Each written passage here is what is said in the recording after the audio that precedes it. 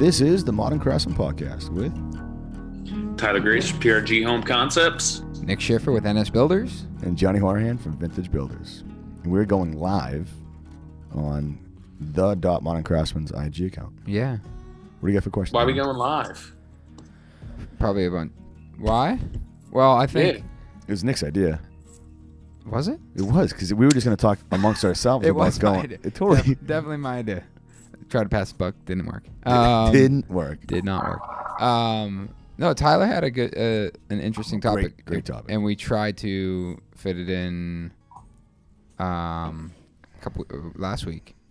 But That didn't happen. It did not happen. And it's kind of the reason why we're going to talk about it. Right. And it's well, Tyler, I'll let you kind of introduce it. I guess I feel like every year I try and learn a lesson and not necessarily starting work. Well, the holiday push. I think that not only do homeowners have unrealistic expectations of when they want work completed or starting work or getting work, starting before the holidays and then ending before they're over. Can you hear me? You talking to me? No, we just realized the live stream can't hear you because they don't have headphones on, but we're correcting that. So keep talking. Oh, Repeat. Rewind. So I think that it's something I kind of corner myself oftentimes with the holiday push, but I think, customers also want stuff done and completed before the holidays, and that's understandable. But what happens when you've run into an issue? How much do you put your own health at jeopardy, your own family time at jeopardy to try and squeeze something in or finish something? I guess everything kind of surrounding that and the stress of the holidays, being self-employed or working in construction where somebody's pushing you, hey, we got to finish this before Christmas, before Hanukkah, we're starting after Thanksgiving, and how everyone deals with that. And, what the best approach is to that. If it's something where you tell people, hey, we're not going to be able to get done, even if you think you are, and kind of under promise, or do you set realistic expectations? What's the best way to go about that? I think you hit a lot of good points. I think I tend to be an optimist, and that works against me a lot of times. Almost every time. Yeah. I'm the same. But recently, especially with December, I have just decided that a blanket statement for December that it's a non-productive month, the entire month. And that is me under-promising, because obviously we can work up till probably the 20th of December, and then people start taking vacation or time off, and then the week between Christmas and New Year's is junk. It's junk. And every year it's kind of like, are we working? Yeah. Are we working? Yeah. Are we working? Yeah. Are we working? And then, you know what? Just take it off. But nobody else is. Like, you're talking internally, but there's like subcontractors, even vendors close shop, so they don't respond to anything. So it is tough to kind of navigate that. You're all reading text, and he's got my phone. No, it's Amy Lynn just chimed in from our last podcast saying that Tyler sounds like a mouse. That's valuable info. I think it's just because so we don't have the audio hooked up on the live.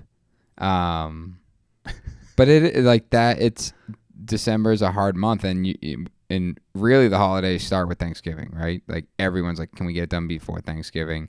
And then you miss that deadline. Can we get it done before Christmas? And then you miss that, and it's like, all right, well, it's on like between Thanksgiving and New Year's is this like insane stress period for everyone, working, not working. And then after the New Year, it's like, well, we didn't get it done between Thanksgiving and New Year's, so now they're back on like the downhill coast where it's like, yeah, whatever, it gets done when it gets done. I mean, expectations are always tough to navigate because, expectations in general, because you're under the gun, you're trying to also feed all the people that work for you, and it's how do you navigate that in your schedule? Like, are you planning for that when you wrote? Like when I'm writing all the schedules going on now, it's like, all right, am I going to be done end of January? Am I taking into consideration those 2 weeks are junk to me? Like it is, yeah. See, like, yeah, I'm trying to be, but if I can kind of hammer through that, I can't control that.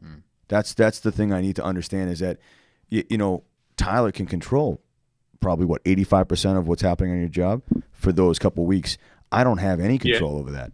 Like, it is literally, I'm at the mercy of making a phone call and hearing radio silence for 4 days, which is going to make me break my phone in half and then throw it through the window. Like, it's really aggravating me. I mean, even on the job I am now, like, my goal was to be done by Thanksgiving. My truck broke down, believe it or not. I don't know if you guys have heard that. I haven't heard that. I had issues with the flooring, which really hung up my schedule. So, like, and also I feel like I always run behind schedule. So if I'm 2 weeks behind schedule on the job and took a 3-week hit, possibly with the flooring, you know, that takes me from hitting a Thanksgiving deadline to easily Christmas. Like, I could get in before Christmas if I bust my butt, and then it's on Steve, it's on me. I had my electrician out yesterday to get a bunch of trim out done that won't really be affected by anything else, so that once it gets towards the holidays, I know that everyone's going to be like, hey, can we get it done before Christmas? Can we get it done before Christmas? So I'm trying to keep ahead, get as many people on my schedule that I need to, and even just get stuff done. Like I said, to get my electrician out when he's not supposed to be out, and working around him yesterday while I'm installing cabinets, but just to not put that off till the end, and then put pressure on him, put pressure on myself, have my customers freaking out. It's a really tough time of year. And then, like, you know, you want to be with your family and you want to have some sort of normalcy. And it's almost like you end up putting your customers and your business before everything else in your life. And then Christmas comes and you're like, holy crap, shake my head, what just happened? And then start back up over again. It's just, I guess, you know, we put a lot of pressure on ourselves, but I think that customers put a lot of pressure on us as well this time of year. And navigating that is very tough. You know, it's almost easier just to under promise at that point. But what if you really have goals for yourself and you disclose them to your customers and you don't hit those goals?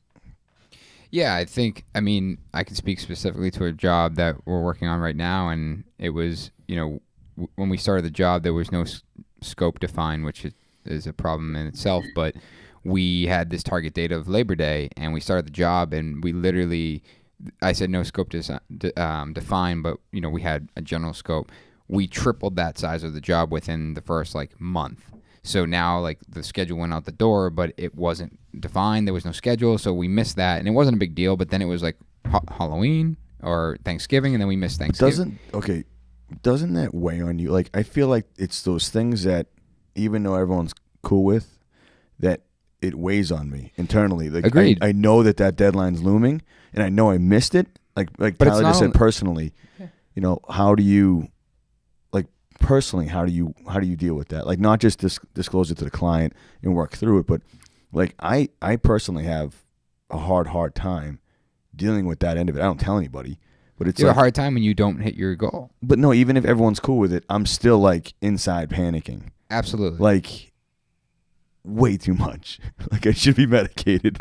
And this was, what's today, Wednesday? So Monday I went on a job, and we had the same thing. We had a situation where we were dropping behind schedule, had issues with subs showing up, you know, quality, et cetera, et cetera. And I remember leaving that job, and I said it to, actually, I had that PM shadowing for the day. Well, that worked out well. I know. And I was sitting there, and my body was literally shaking, and I thought it was because I'm drinking coffee, and I later realized it's the anxiety of the fact that things aren't going well, and we need to reassess. But it is, in the moment, it's very much like a fire drill in your head going off, and you're trying to combat it. And it's like, everything's wrong. Like, this isn't how it's supposed to be. Quality's bad. Like, that's not how I would have done it. The schedule's off.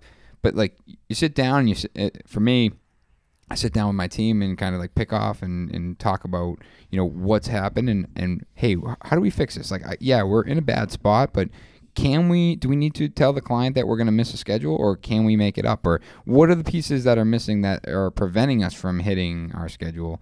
And usually it's just like a collaborative conversation that, you know, allows us to, or at least me, to stop shaking vigorously. Yeah, I mean, I just don't have that team. Like, when Benny and I first started out with this, is that our goal was to be able to support each other like we did before. But you guys are very much separated. Man, there's no support there. It's like you guys are in two different... There's two different companies. Yeah. And it's really tough to...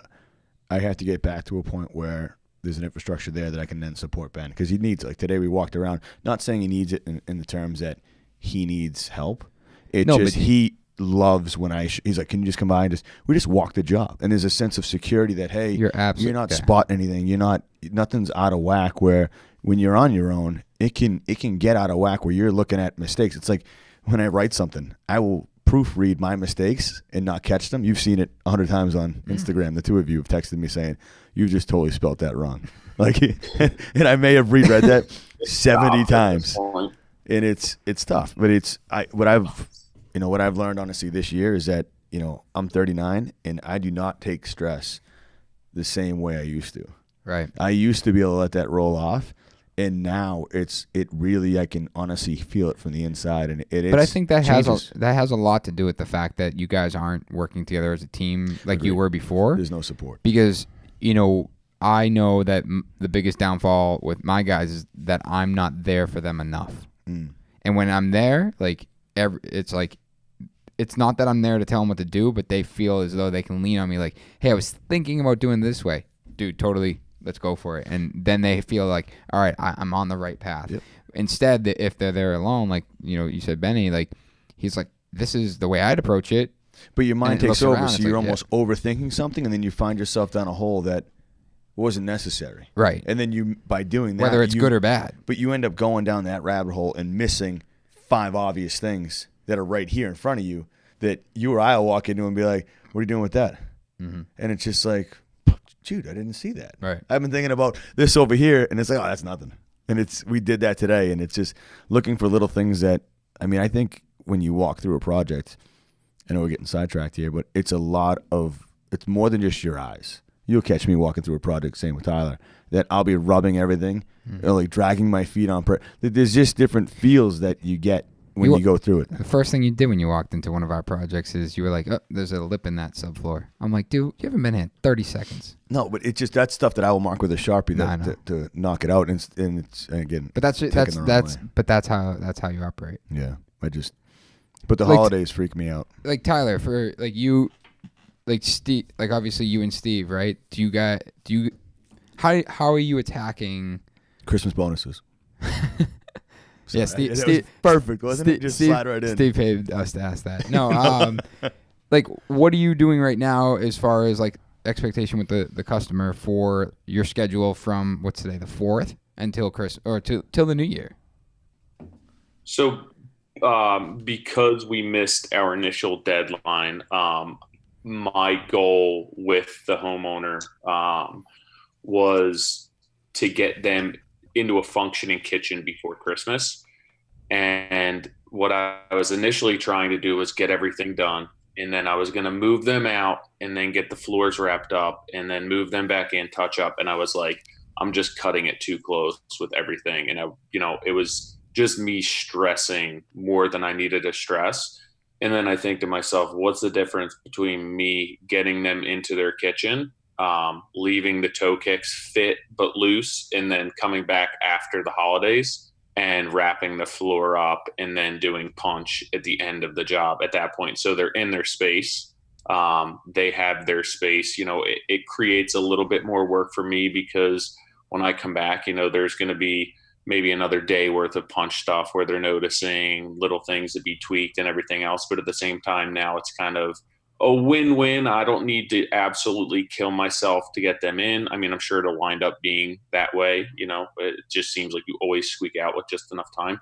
But also I'll get them in and functioning. And then after the holidays pass, we'll be able to get all their stuff out and get the floors wrapped up and punch everything out at that point. So that's kind of just the best that we came up with at this point. Can I go back? I'm also the type where I could be on top of a deadline and still convincing myself. It's almost like the deadline's a week past before I finally admit that I missed it. But I'm like, I can still get this done, and it's already passed. Can you define?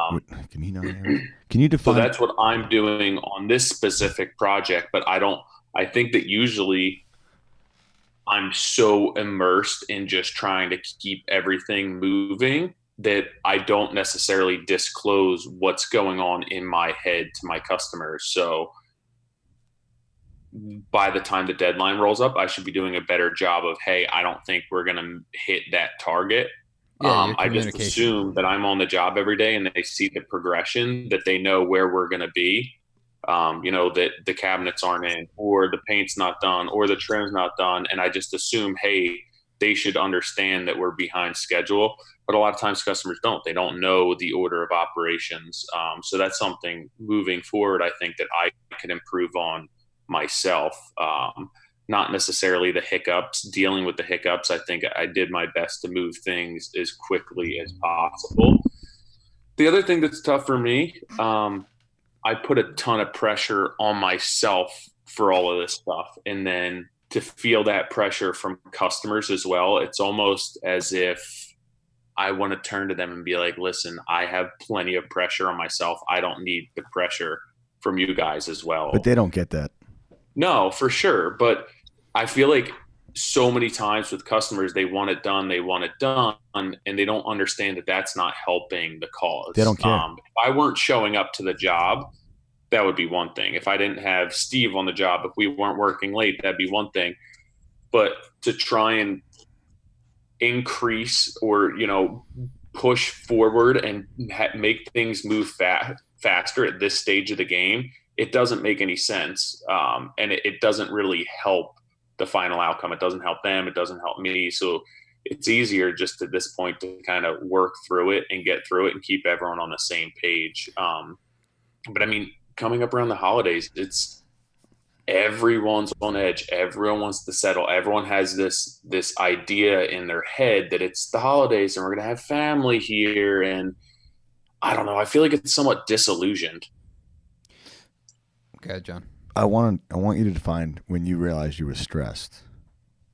Like, were you shaking like Nick, or like were you having heart palpitations me? Like, what was it that basically initially made you stop and go, do I need to hit this deadline that's in front of me? Like, it's not do or die, but like, how do you? I feel like there's a lot of guys out there that don't recognize that and power through it. And I want to tell them that do that for 10 years, like me. It may not be as easy to power through that and put the throttle down come 10 years from now. So what is it that kind of made you stop and think? You named it as stress, but what was it? I just end up going into kind of a fight or flight mode, and it never ends up being flight. I just end up working more, staying a little bit later. Steve ends up staying later. I mean, last night I was up till 2:30 in the morning getting paperwork done, emails, billing, just trying to play catch up. So I just kind of end up taking it on myself. And I know that it's time to kind of strap in. And I have 3 weeks where it doesn't matter if I have one guy, 5 guys, that the volume of work doesn't change, that you're going to be crazy busy until you stop. And it doesn't matter how much work you have going on. That's just going to be the case. You know that you're losing that week. I think you just made a good point. Until you stop. And you made a point earlier about how you went through this like thought process and put yourself in a position where it's like fight or flight, and that I'm going to work more hours and I'm going to stay up to 2:30 catching up. But you also talked about how rather like you're very methodical. And there's a method to your install, and obviously, ideally, in an ideal world, you go through that project, and the client comes in when you're 100% done, no questions asked. But when things happen and when things arise, you have 2 options. You communicate that your schedule is delayed, or you communicate that, hey, I'm going to deliver you a kitchen, but I still have to put the toe kicks in, and I'm going to still have to come back, and there's going to be blue tape on the cabinet doors so you can use them, but I have to put the hardware on later. And you communicate that. I think either path, it's about the communication.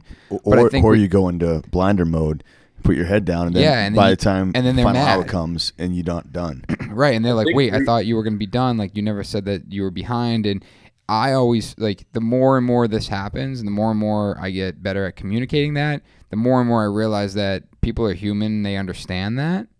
And that, like, it is hard because I know I think, I forget who it was, but there's other builders that they're not even allowed in the house until they are 100% done, final payment made. But in a renovation case, that's not always as easy.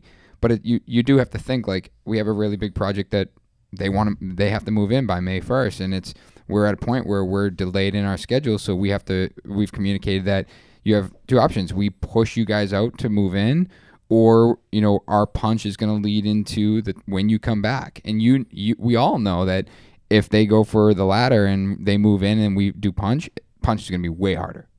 It takes way longer because that doesn't look right. Well, the tile's not grouted yet, so of course it doesn't look right. It's just like all those little things that add up and all that extra. Their senses are heightened, right, to see more and more defects. Yeah, but I also think that I always have some sort of plan B.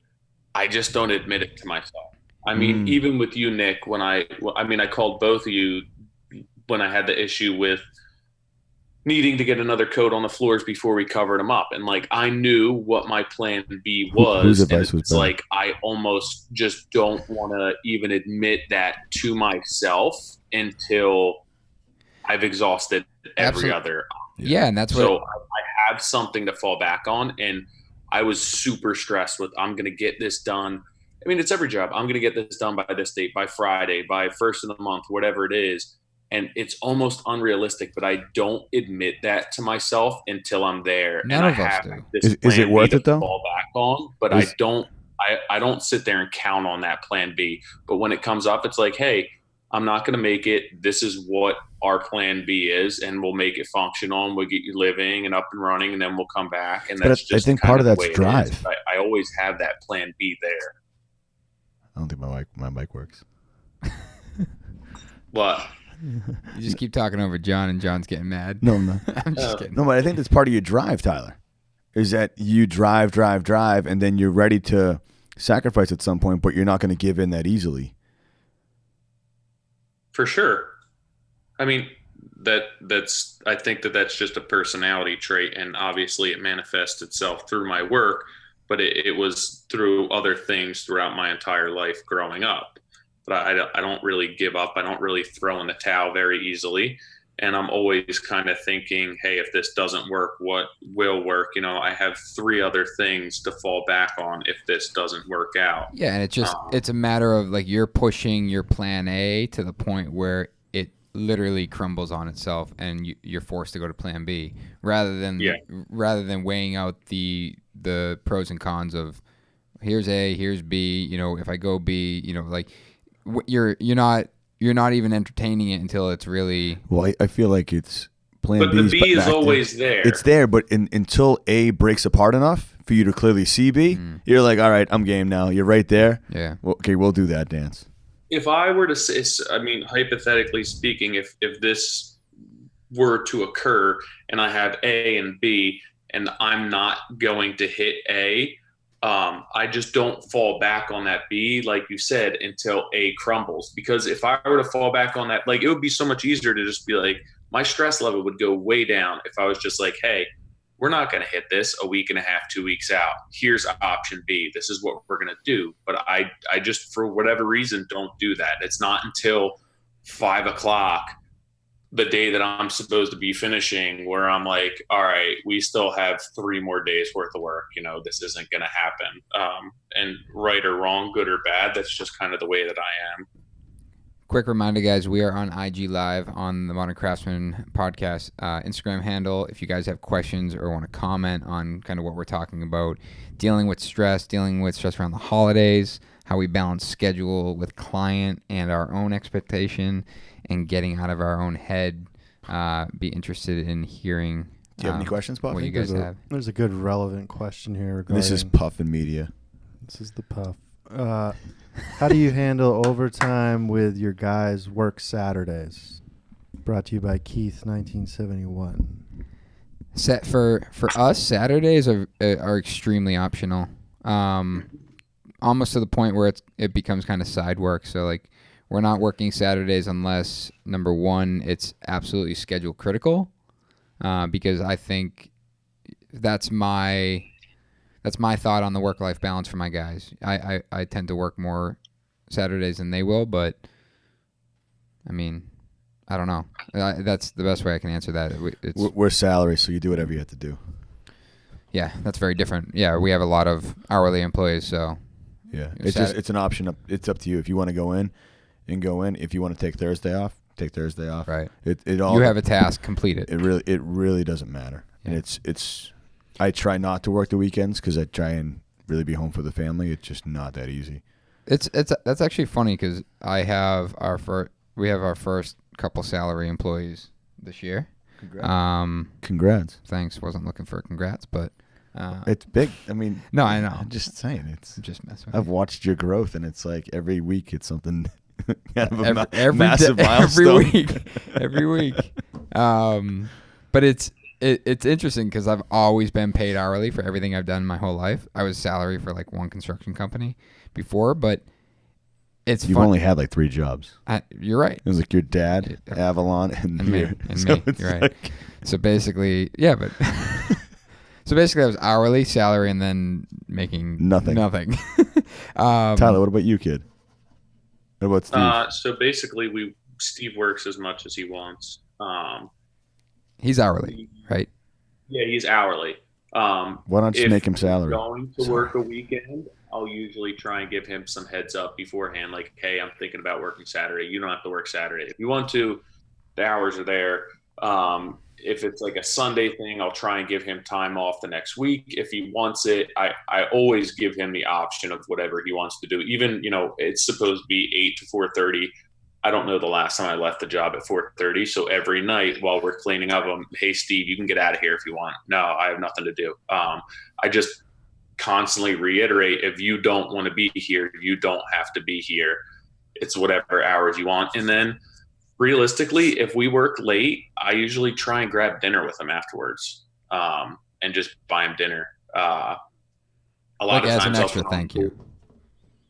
Like as an extra thank you, because he's time and a Yeah. half for overtime.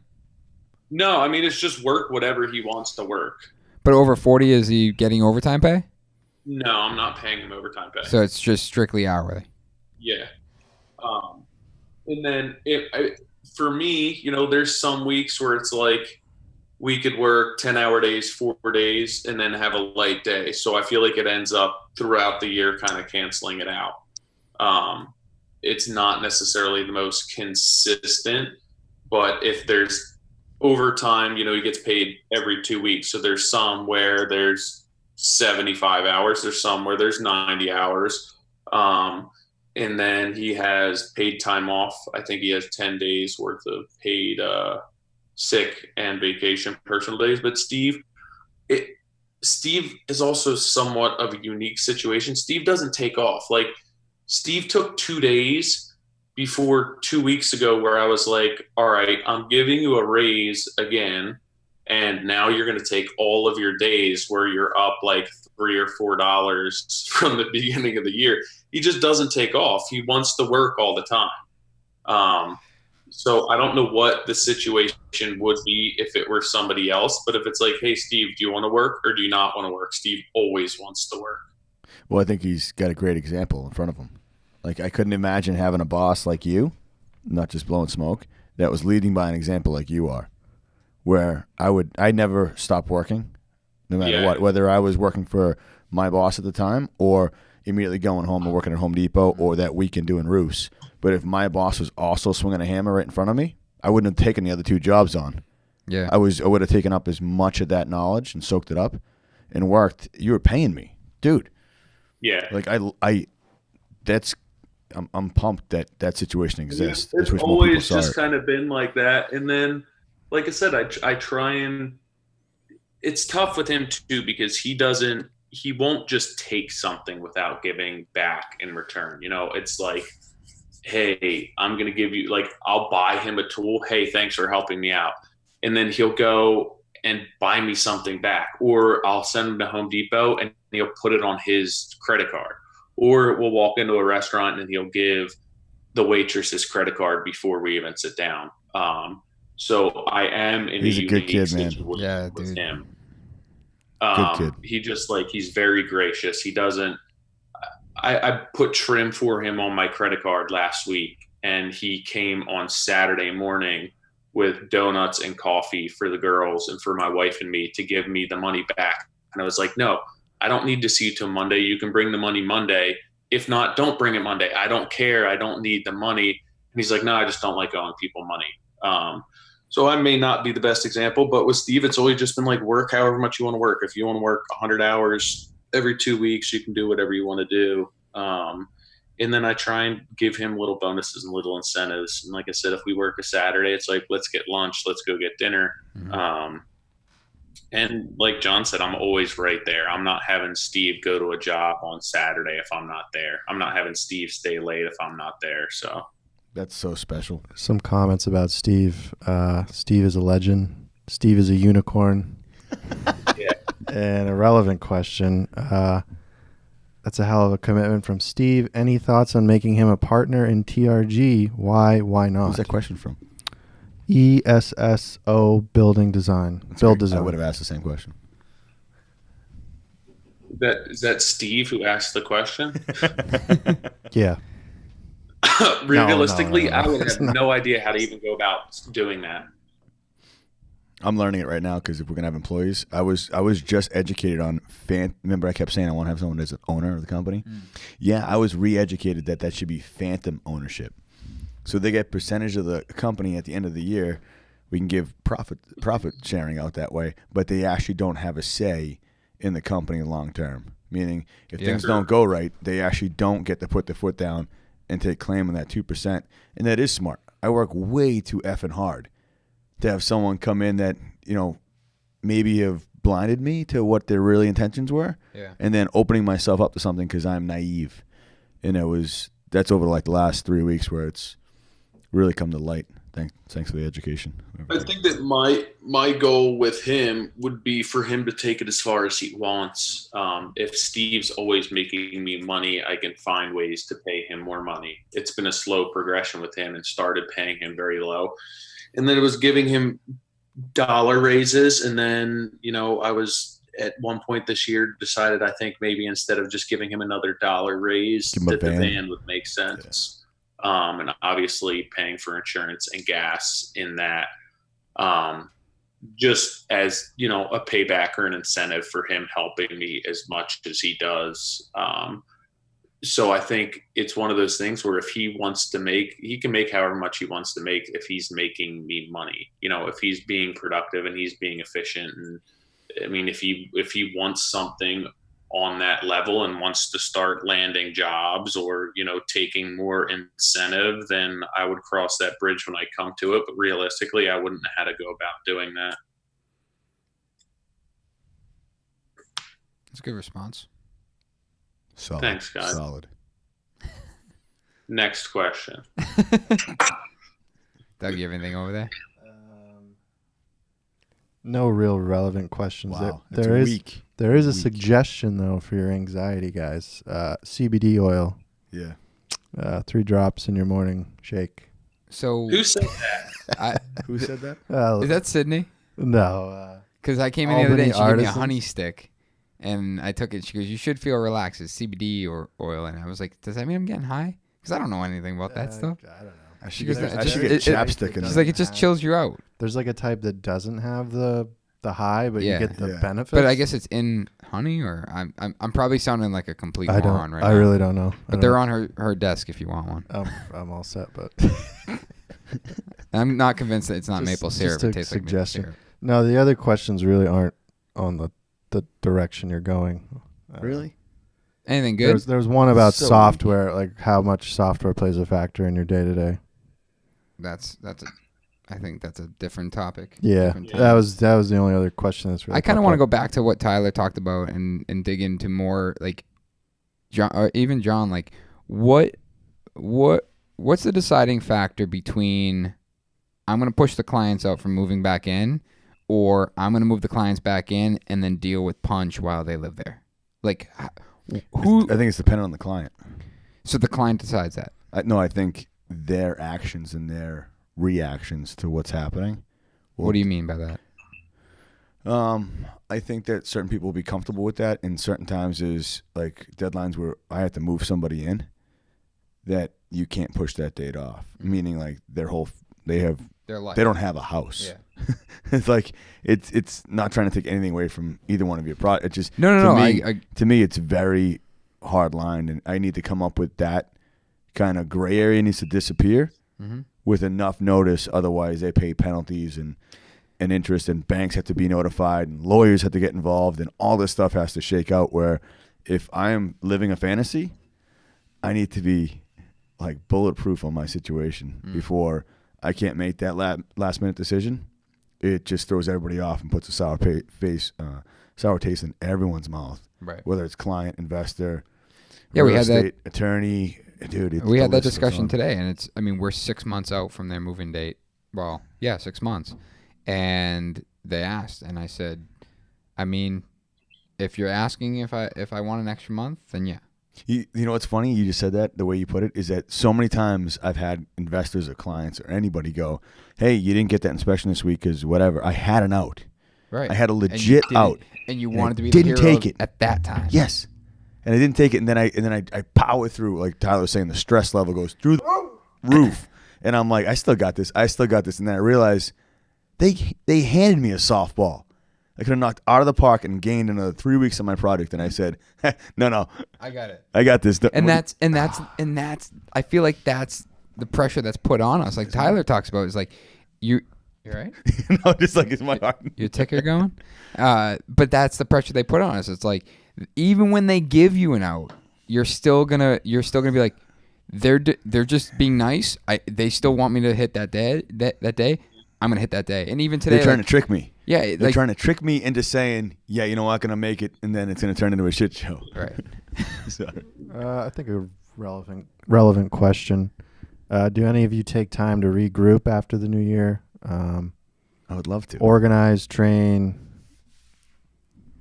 that sort of thing. We meet. Do trust falls and stuff. Anything of that nature. What'd you say? I'm just kidding. He said trust. Fun fact: I've never done a trust fall. Dude, bang it out. Let's do it. Come on, it's live. If I screw this up, this will be awful. I didn't trust me. Awful. That makes for bad podcasting. Tyler's supposed to do the play-by-play. Regroup after the new year. So kind of like seeing how we performed last year. No, I don't think that's not part of our structure. We regroup once a month as the leads, and I want to do once a quarter with everyone. But that's also what we do versus what we want. So. What do you guys plan? Like taxes, all that stuff. You realize I'm horrible. Yeah, like setting all that up. I'm terrible with it. What's that? What did John say? I said, like, you planning right now, taxes and all that stuff, making sure that all your stuff's together so that way you can make it easy for end of the year. I mean, yeah. Full disclosure, like the last couple of years, it's just been a mad dash every year for taxes. Yeah. Because my focus wasn't there. This year, I'm fortunate to have Sydney in the office, where she's been able to do all that stuff I was just not doing. Shout out to Sydney. Yeah, and what's her handle? Flowers in her hair. You want me to research that? Digging in. Pretty sure. Oh, actually, I have my phone sitting in front of me. It's like flowers in her hair.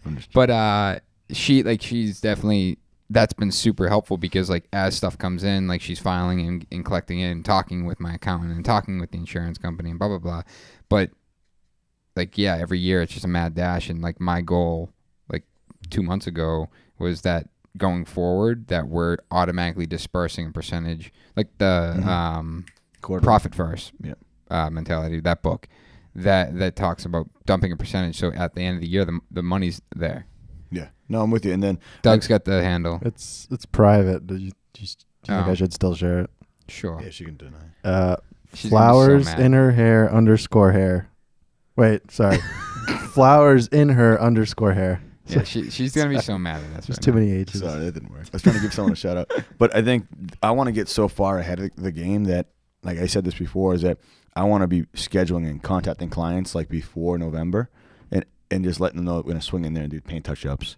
I think that is like the key. That's like a whole nother Like that's that maintenance. But that's when concierge. people Agreed. But just not even even if you don't have the concierge and want to and feel like it's a burden to set that whole thing up, it's just following through with those people Totally. and just doing the paint touch-ups. I had someone DM me the other day and said, "You changed my life when you told me that. I did it this year." And it's like, you will be the talk. Like you can write that up to marketing. You'll be the talk of that party. And the craziest thing is, So you're easy. trying to do that during the most difficult time in our career, yearly. Yeah. Is the holiday season. It's like, hey, I'm just gonna also tell my painter he has to hit the. But 10 if you get houses ahead we of built it last year. ahead of time, it's not a lot. It's like caulking, No, it's not. caulking a few things and just making sure it's on point. Yeah. And hopefully it's not a lot. But I think if you can do that, and even if you just make that effort to go in there and walk it and make sure you're good to go, that shows a huge amount of responsibility on Agreed. your part, and that you're devoted to that client. Where, hey, I don't care. I want my stuff looking good for whoever's coming over. Right. Tyler, do you like looking at your project now, like not even looking at what is on your plate, but the same question I asked John is, what would be the determining factor whether or not you tell your client, hey, we're going to be late, versus, hey, we're going to get you in there, but we're going to have to come back and do touch up. Like, what is driving that decision, or what would drive that decision, maybe unrelated to what you have on your plate now, because it's so relevant? I think at the end of the day, I think the right thing would be kind of at that point, if you're not hitting schedule and it's something, whether it's your mistake, if it's going to make your customers happy to get them in, like, I think it's kind of on us to end up not necessarily bending over backwards, but doing what's going to make them the most comfortable. Yeah, we I feel think the that's burden.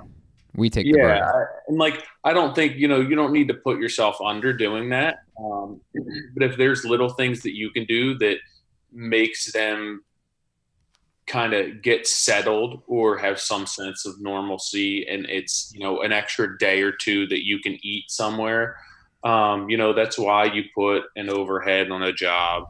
That's why you mark up things. I think that's, for me, that probably, I'm not on the scale of what you guys are doing, and I'm seeing my customers daily.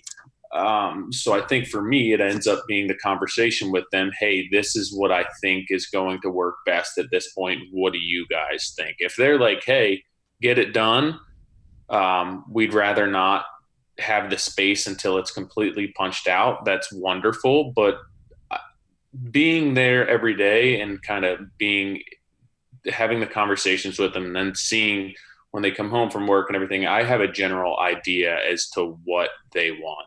Mm-hmm. So it's pretty easy to make that decision. And are you giving them a formal schedule? No. Initially, like through the contract, it's, this is our start date, this is our goal. Mm-hmm. And then with remodel, I mean, it's so tough because there's so many changes and there's so many things that are outside of. But how are they, like, what are they, is it email, or is it just you communicating with them, like, personally, like that, hey, the floor guy was supposed to be here today, but he's going to be here Monday? So I usually don't run into that much, just because I'm not working multiple jobs at a time. Mm-hmm. Usually, it's one or two jobs. So if I have an idea of when I'm going to be done, I'm usually it's pretty transparent if I'm behind or if I'm not behind, and I can have that conversation with them daily. If it's something that I think needs to be done in writing, legality, I think that I would do that. But for the most part, even when I have subs and everything else, it's like if they bump a day or if the drywallers can't get in there, I'm shooting a text and letting them know and say, hey, they'll get, and then I try and make that up somewhere. Yeah, it's like a lot. You're live updating them informally. Yeah, I mean, that's the one thing about the size that I am, that it's easy to control that. And if I lose, this job, I lost my truck being down and the issues with the floor where I was at a standstill. There's nothing else I can do in that space. That's very unique for me to have those issues. So usually if there's delays, it's a change, and we discuss that with the change. And if not, I'm there every day, and I can end up making up some time somewhere. So, John, like, you build a project schedule from the beginning. Mm-hmm. But a lot of times they don't see that. They don't see the day-to-day. I put that in for myself. When people are buying our houses, they have a completion date. A completion date. That's it. All right, so and then I meet with them weekly. So, but my problem is like, let's say right now, Ivy Custom, I'm targeting, end of January, and you have to use kind of a rule of thumb, saying, hey, when you got board getting dropped and you get it installed, that's a 2-month window. Usually, that's what your closeout date is 2 months. And then you keep pinging, trim. Before you have sheetrock delivered, you have to have all your sign-offs for cabinetry, millwork, all that stuff has to be ordered and in place, meaning you're not finalizing it, you're ordering it. So it's all been done. I've hit all my checklists, and then it's like right after that when plaster's happening, tile needs to be getting delivered, within 3 weeks. Everything's on cue. Right now, everyone I've talked to for all my subs is all on point. Right now, I'm trying to make sure that the only way I can confirm that that's going to happen is I have to have a plan B across the board. So like tile, my tile guy said he's good. Good, great, awesome, still good. Talked to a second tile guy today. So just to make sure, because I'm at the mercy of like your floor guy, Tyler. I'm at the mercy that someone else comes along, which happened in the last job, and my trim carpenter decides I'm not going to take that staircase on, but the other guy goes, I'll do what it's like National Grid. I'll do whatever it takes to get gas in my house. I'll pay you an extra $20,000 to do that kitchen. Guess where he's not going one day? My job. So what do I do in that situation where I'm at the mercy that I can't make up those 4 or 5 days by putting a staircase in myself because I'm running 2 other jobs? It could happen, but the reality of it is it's not. I could burden myself with it and stress myself out, but it's like, how do I do it? And do I immediately go, hey, guys, we're not going to make the date? No, I have to call, and like any good sub, any good PM, any good employee, I have to have a solution in place. So I'm just trying to find, I have everything worked out. I also have a solution if that doesn't work out. And then if I have to go with a plan, C, I have to do that to make this date work. So you're talking... Instead of saying, hey, you know what, no, we're going to push it off right now 2 more months. Mm-hmm. That doesn't help me, personally. I need to drive at that initial date. Giving me an extra 2 months doesn't help. It's only going to make all this sloppy, start and stops, make me have to manage more in reality of it when it doesn't actually, it burdens me with more stress than it does solving anything. So you're talking specifically about one of your, I know you don't like the word spec, but one of your specs. But what about the custom and then like the renovation work? Is there a project schedule for those? Yeah, there is. Yeah, we update it. And so is it Microsoft project? Yeah. So is that client facing? Say that again. Is it client does the client have access to that? No. We basically update it and then we update them in the meeting. Okay. That's our job. So it's verbal. It's something I don't do very well when customers add scope. It's like, okay, here's the price, and I never take into consideration, hey, just put that line item on your change order. Do we have so it makes you add days? Yeah, but it's just like, I mean, even the job I'm on now, like they added redoing wallpapering the powder room, which means retrimming the powder room, which means skim coating the powder room, painting the powder room, pulling the toilet, getting the wallpaper guy there, and then do you think, Tyler, that they wouldn't go for that change order if you told them the overall burden? No, it's not. I mean, I'm not even talking financially. It's just like that when that happens with me, I don't in my head say, hey, this is going to add a week and a half between that and the dining room. I keep that same finish date. And we just ran into this early, like we talked about this Monday, Molly and myself, and we were talking about how the fact that we've sent a handful of change orders on a project and none of them have any additional schedule and days. And I talk about it all the time about how if there's a change order that goes out, you have to, no matter what, like you have to look at that as its own job and say that adds 7 days. Great. If we can absorb that into our 370-day project, great. But we need to say that that's 7 days because when we are 377 days on that job, that is a document. I figured you'd be harder on that because a lot of it's self-performed. Like for me, I have a harder part because I'm bundling management, meaning if you're going to add landscaping and I'm already managing the interior, right? Is it an extra 10 minutes to my day? So it's like, unless it's a huge amount of scope that involves, but even if it is totally unrelated and you can do it at the same time, it should have a schedule impact. to cover you for the end of that job, so you can. Yeah, but it feels like you're double dipping. Well, that got close. Yeah, but you're not. You're just explaining like this scope adds 40 days or whatever, or 4 days to a project. It's not saying that it's adding 4 days to the schedule. It's just saying that there's 4 man days worth of work here. Correct. So at the end of the job, if I get you. if you ever ran into something where it was like, hey, you said 40 days and it took 44. But I mean, it's like, you could break that down to weather. We used to, I think you guys do. well, fill that's out, right in the contract, like weather, No, inspections, but everything. you can. Okay, I don't think any three of us are guys that say, "Hey, go back to paragraph C on page 21." I think when it comes down to it, reminding people in a weekly update, saying, "Hey, Yeah. it rained for the month of August," I bet all your exterior guys are saying the same thing. Mine are like, you know how many days it rained the last 2 months? I'm like, yeah, I But do. clients You guys won't remember keep that going. 7 months in to a project, and you go, "Why aren't you here?" That's another gimme.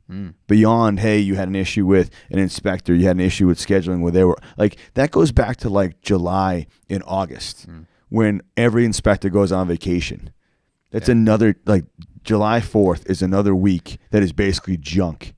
Because I'm pretty sure Marvin, all those plants shut down. August is a big, yeah. It's a huge, What's like it? this. In the UK, they shut down for the whole month of August, I think, I right? just- There's a This- I think this it's too. good just to have that documented, not even for your customers, but just for your own sake. If you have all of your change orders for one Yeah. job and you're able to say, hey, and like I see what John's saying, because, if it's adding landscaping, it can be done during something else. But like when you're in a smaller renovation, or, you're adding something that will directly affect the schedule, to have that in your paperwork. So when you get done at the job and be like, hey, we're 6 weeks late in delivering this. Where did that come from? Did we just miss time? Were we not efficient enough? Did we underbid it? If you can, like, for me, I forget all the crap and all the headaches and all the hangups that we had. If you had that documented, to be able to just look back, hey, here are change orders, and this is about how much we think added time.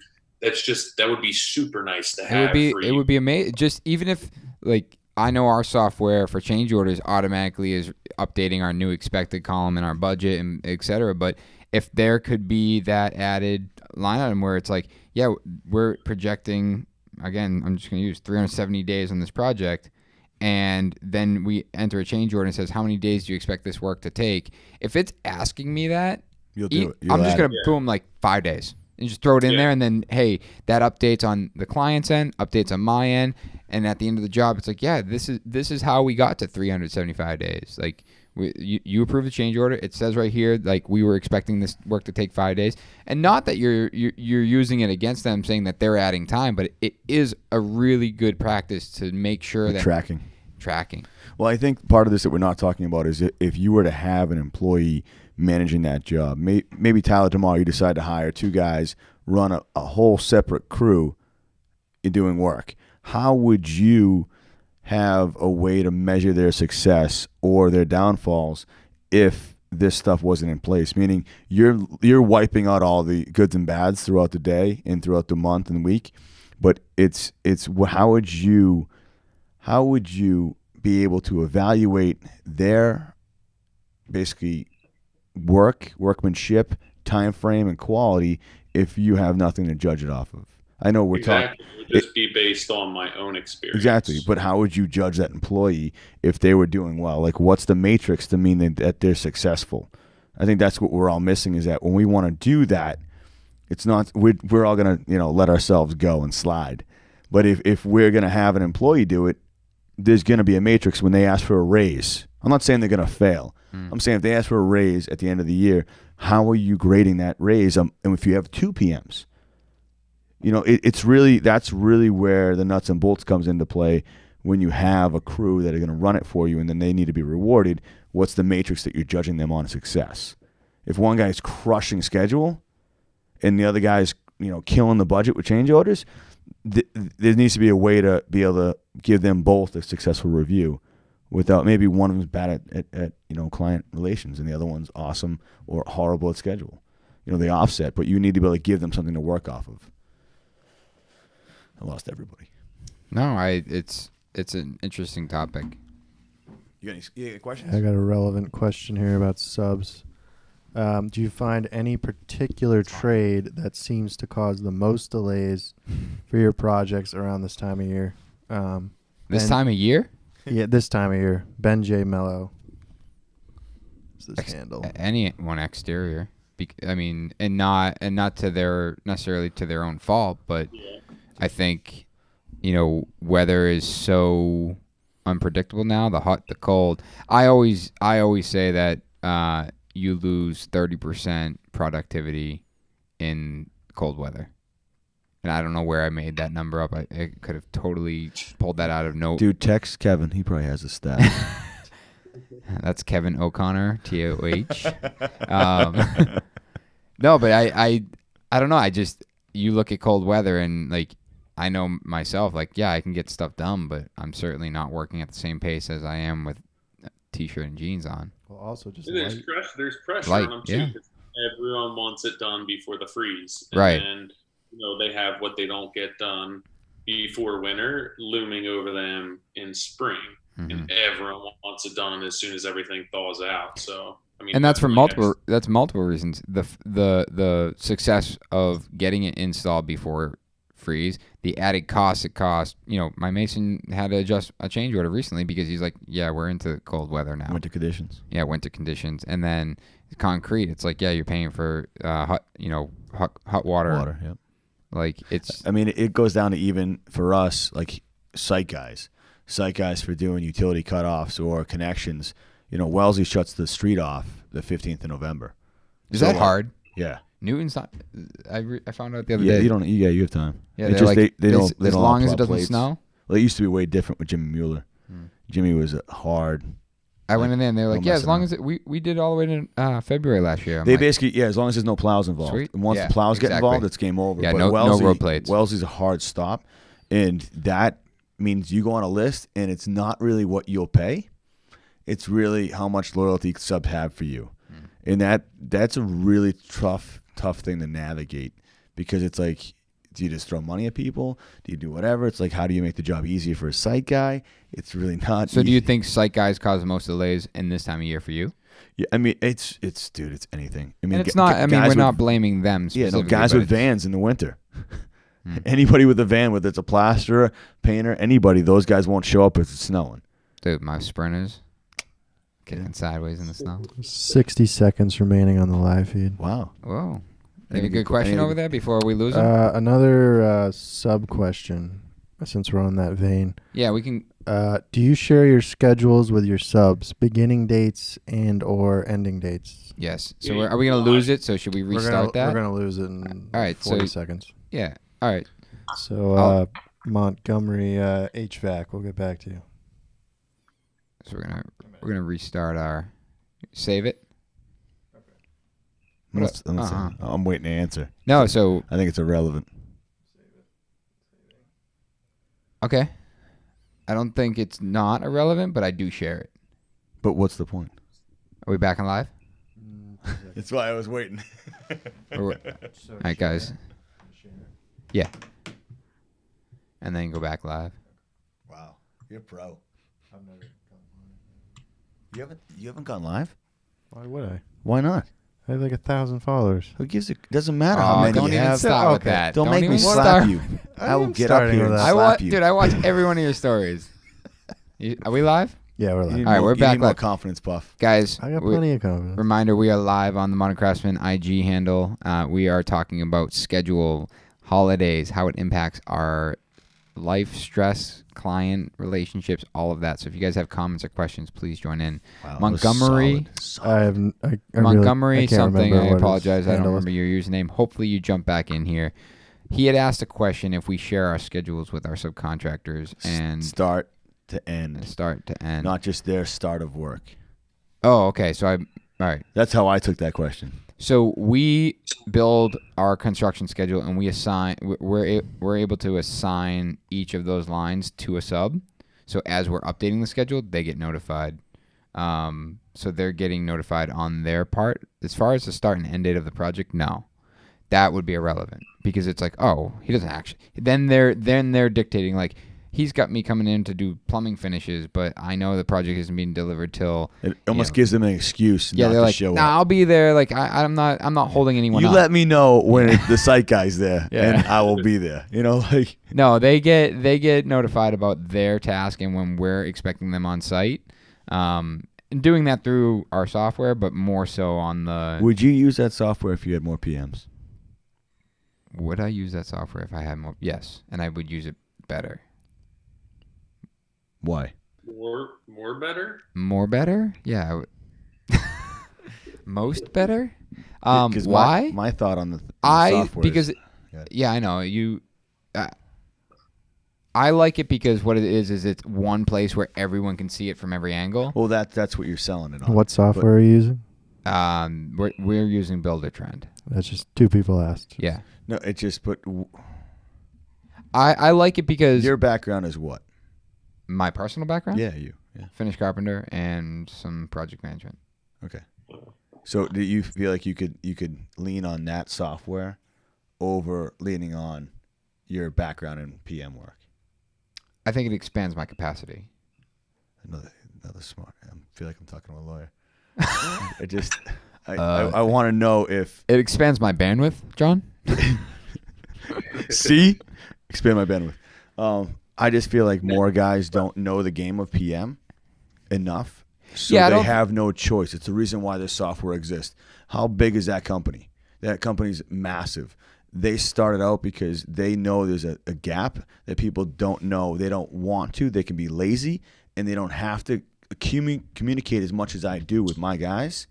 And yeah, I could take the easy way out. Not saying you are. No. I'm just saying I could jump on that software and be able to sit home and do less. The problem is I wouldn't do less. I'd pick up another project. I'm not using it in that fashion, and guys do. Guys use agreed. it that's how. Oh, you didn't. You're supposed to look at the schedule. You're supposed to be. No, we're communicating on a daily basis, and we have a relationship with it, but we're building it. But are you burdening them with more information that's necessary when there's too much going on already that they will then? It's like if someone calls you 15 times in a day, they are probably not getting a call back.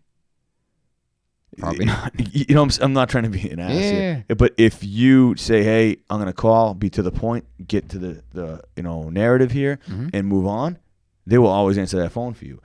I'm asking it as an honest question because I used Co-Construct and Build-A-Trend over the years, and I found that it made more work for the PM and for the subs than it did for me just being straight to the point.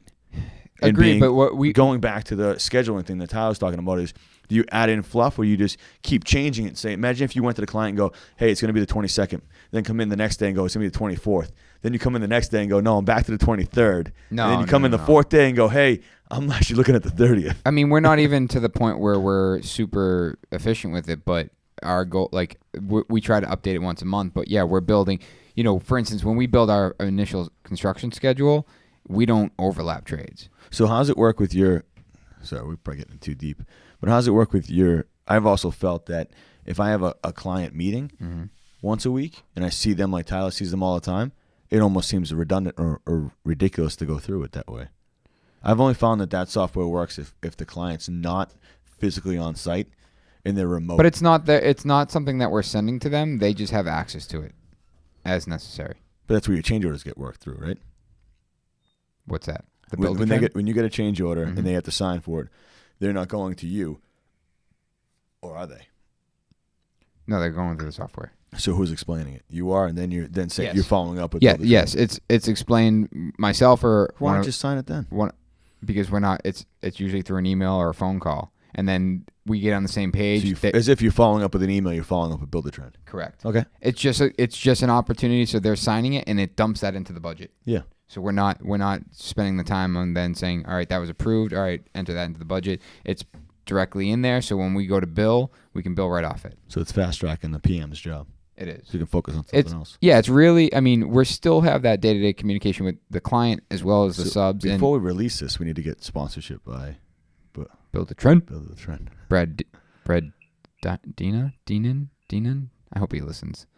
That I will say, and this is not a sponsored ad, that the best thing about Build-A-Trend is their unlimited training. Customer service. Yeah. I call him and he's like, "What's up?" And I'm like, I don't know how to do this. And he walks me through it, sends me a video. And that's the reason why I've stuck with it. Because I gave up on it once and I almost gave up on it a second time. And then that's when Molly came aboard and she was like, I'm going to learn it. Sydney started learning it. And then my team started learning it. And I'm like, all right, there is a benefit here. I don't think it is a solution to everything. Like, we have a very difficult time billing through it. So we're billing totally separate through our own spreadsheet built in Google Sheets, which everyone hates me for using it. They want to use Excel. I get it. But What about QuickBooks? where the invoice goes out through QuickBooks, but our draw schedule is built on a spreadsheet. So that's how I do it too. So everything is percentage. Yep. So it's saying, hey, Remainder. everything. I'm with you. And we're expanding that, like, original, estimated value, current. What's beautiful about that is you can then create cost codes. So, like, right now, I'm in the mix of doing it. Oh, yeah, where, we have a full, everything's but cost like code. right now, the reason why people ask, like, why cost codes, and it's like, so my bookkeeper right now doesn't know where everything goes. So I have a key that she can look at, and then that way she's learning this system without having to, input individually, like me walk her through where, all of her walls goes. Mm-hmm. It's like, so it is a learning way, and that's why you can actually track stuff better. And that way, when you get to, like, we just did the Home Depot receipts, so you can track that stuff too. Right. So it's we're getting there. It's just not 100%. So build the trend, yeah. It's good. Yeah, I mean, that was the first thing. We set up cost codes, and that way, even when the guys time clock, they know which cost code they're working. If they're doing site protection, if they're doing rough carpentry, finished carpentry. Well, you have to. It's almost necessary. Yeah, and it is bundling it all together, but there's the downfalls, and it's probably mostly my learning curve with it because I just can't dedicate as much time as I'd like. But for us, it's kind of our checks and balances. We're communicating on the daily, but it's just, hey, I know we talked about this, but I need you to sign this so we're all on the same page that you know what that cost. So anybody can send that. That's the beauty. Yeah. Yep. What else you got, Puff?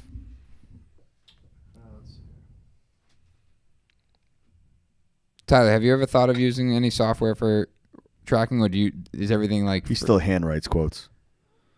Handwrites. No, I have Excel spreadsheets. I actually use John's spreadsheet for bidding jobs. Marley? No, Horahan. Oh. That was so hurtful. Like, he just assumed it wasn't the kid sitting next to him. I didn't know you had a bid sheet. No, so, like, I feel like I'm it's such a dick move. You meant here's John. I was going to try and sort my whole way through QuickBooks, and then I realized that was just silly for me to take the time to learn that. So I paid somebody to do that, who does like all of my bookkeeping, my payroll, all that stuff, quarterlies. She does all that stuff for me, and then she prepares everything to be submitted. But then I basically use John's spreadsheet to build budgets. And then I also use that as far as like change orders and everything, and just keep kind of adding to that. And then I invoice separately, which isn't, it ends up being a pain in the butt. But again, for me, it's not like there's that much going on that I can't keep track of it that way. Yeah. I kind of enjoy doing it. I mean, we've talked about having a pulse on the numbers where I can walk in and go, if you're doing cabinetry, what this table costs to build. Because at the end of it, I still go through and enter in every invoice into that spreadsheet and know what my remainder is, so I know if I'm tracking well, or I'm knowing, hey, I should really be knuckling down on my supplier for the roofing, or how it shakes out. Like, because a lot of times when you get going and going and going, this is where it slips. Absolutely. Yeah. That's where, like, that's my biggest thing is I'm not entering all that information. I'm reviewing it, but that's not even structured. Where it's like I need a monthly sit down, review the budget, where are we at, why is this off, and then understand it. So, like, that's not my strong suit. Scheduling, budgeting, like, I do it and it's part of my job, but that my strong suit is in the field, being, working directly with the guys, not hands on, but like creatively. And in project management, not the paperwork end of it. I basically have taken John's spreadsheet, and then it's like a master key for every job as far as what I build out, what I paid the subs, and then I kind of color coded it for like if I'm either billing, what's been paid, what I haven't taken payment of. If I do break it out that way, like by trade, what I have taken payment of, what's a partial payment, what's paid in full, depending on the job type. Like if that's kind of how I'm billing for that, or if it's just like percentages, 10% of a job, 15% of a job. And I'm just at the bottom of that, tracking all of my payments, tracking my payments to my subs, and then what I've taken payment of. And then I just have change orders down at the bottom. Yeah. But I mean, like I said, for me, it's not that complicated that I can't keep track of it that way. And it's an easy way for me to kind of, as John said, know what's going on for every job as far as what I put out, where I am, what's left, what I'm due, what change orders are outstanding. And I have one for each job, and I started as soon as I signed contracts. So like taking a deposit and what I'm paying for fixtures, tile, all of that stuff. And then if any changes happen at that point, I can just go back in and alter them. Here's where tile was, here's where the square footage changed, here's where we are now, and then just add that to a change order at the bottom. So I don't know what spreadsheet I sent you, but I know that spreadsheet was like my mastermind for everything. There's different tabs beyond the main page that you can go into, like framing, electrical. So at one point I was getting to a point where I could take a bid, take the square footage of the wall surfaces and roof surfaces per elevation, and then type it in, and I'd type it in a couple spots, and it would literally go to each tab and then do my calculations for roofing per elevation, drip edge, the whole nine, like ridge cap, the whole nine would all be in there. And then it would also do, like if you did the elevation of like the front elevation, it would do your siding, your trim, your insulation, your blue board, your plaster, your paint. It would literally, you'd be able to punch out everything. And I did it where each tab, I'd go back in, like even there's electrical in there for outlets, and I'd go to Home Depot and type in like the new number for how much an outlet was, put it in, or I call my electrician and go, hey, what's it costing you to put just 15 amp in? What's it going to be? And just to keep it up to date, so that way I wasn't like, right now to have someone bid something, you have to have the job. Mm-hmm. You're not going to get guys to bid jobs more than twice without actually awarding them the job. Absolutely. Because no one's going to burn their time for it. So This is a way to create that. I used to waste so many guys' time because I just was like, listen, I just don't know. And now it's like, let me sell our what we're doing first, and then bring you in. Like if I'm going to call you, like give me a ballpark. Yeah. Am I 50 grand? Am I 150 grand? Yeah. I mean, but having like my spreadsheet now, I look at it and it spits out my square footage for each individual category, and I can look through it and go, that's off, that's under, that's high, and I'll make a call to that plumber and go, hey, my spreadsheet's kicking out 36,000. I'm gonna run you through the fixture count. What do you think? And he's like, 38 is probably safer, and I'll adjust not the number but the formula calculation. Mm-hmm. So instead of being 3.08, it's 3.18, mm-hmm. and that way now I am up to date with whatever's happening in the market without having to make him bid it and wait 3 weeks. It's really tomorrow I have that. Yeah. And that spreadsheet has been my baby since I made that when I was doing roofs. That spreadsheet started with roofs, Tyler. So and then it moved its way up. SO Build Design wants to know if you're going to open source that master spreadsheet. I know I've actually been asked that a million times. And open what? Open source. Make that available to everybody. Just make it available to everybody. For a small fee. So again, I want to give it away, but I want to go. This is where my problem You probably is. went the same way with me. Like everyone asked for like the contract that Tyler promoted all over Instagram, saying, "Hey, ask Nick for it." I was like, I can't give this away. But it's like, I want to give. Like, I'd love to share it, but I just know it works for me, and it's not. And that's not a cop out, but it's not. I'm 100%. When they see my spreadsheet, they're going to be like, "There's 400 line items. Right, what are you talking about? How do I use this?" And it's a checklist. Meaning you can go through it and go, "I don't care if it's like I just did it for the demolition for the trampoline park, and there's 3 or 4 line items for the whole job. Out of my 400, I left them all blank, but I had to scroll through it to make sure that there wasn't anything I was missing. And it's a checks and balance. Like there's stuff in there that won't only apply to certain projects, but if it's in there, I'm going to read it and then understand it and go. And it's really, I think I created more elaborately because AIA documents require you to have a schedule of values. Yeah. And then But it's also like you go, like you said, it's a checklist. So you're going through, it's like, I'm doing demo. Yeah, demo's 50,000. Okay. Oh, I didn't even think about site protection. I gotta go there the day before and run Rambo. No, I mean, what I find is when I track costs and someone goes, oh, police details. And I'm like, for what? And it's like, oh, site work. Go into site work. Oh, actually, it's under general conditions. And I put utility police details. Yeah. It's $400, but I want to be able to have that in there because $400 over 7 projects, it's like parking tickets. You get me? It's like you're going to get eat up and cut away at those little things that right. you don't put in. Right. And I mean, next time it's like we have to have a parking ticket. I mean, a parking stipend in our budget. So the answer to that is yes. Once I can get it's been chopped up and moved around for my benefit. Once it's now. Perfect. Yeah. I would like it to be a better source for everybody so that way it's renovators and remodelers and everyone else can kind of dig into it. But you have to have past products to punch into it for it to actually become valuable. I think that, I mean, I remember early on, like all I did was research like spreadsheets and how people were doing takeoffs and writing contracts and anytime I found a document like on contractor.talk.com, like that forum message board or anywhere, I would download it and then I try to use it and be like, I don't get it. Like I have no idea what this spreadsheet's doing. Like it says to type in, the wall length and I type it in and then it spits me all these numbers. What does that number mean? MS project? No, is it not MS project? MS means? RS means. Where you can, RS means is like it's like the national database where you can then do it'll give you wall assembly and you can type in your square footage and it will take even Massachusetts as like it's cost per square foot influx and it will spit out that. Yeah. We learned that in college, but it's like as soon as I did that quote in college, the first one, and I was doing it real life, I was like, this is crap. Yeah. Like this isn't even accurate. And then you find yourself like right now what I'm finding is like my electrician's so busy that he now hired an estimator to do his work. His quotes went up by like 100%.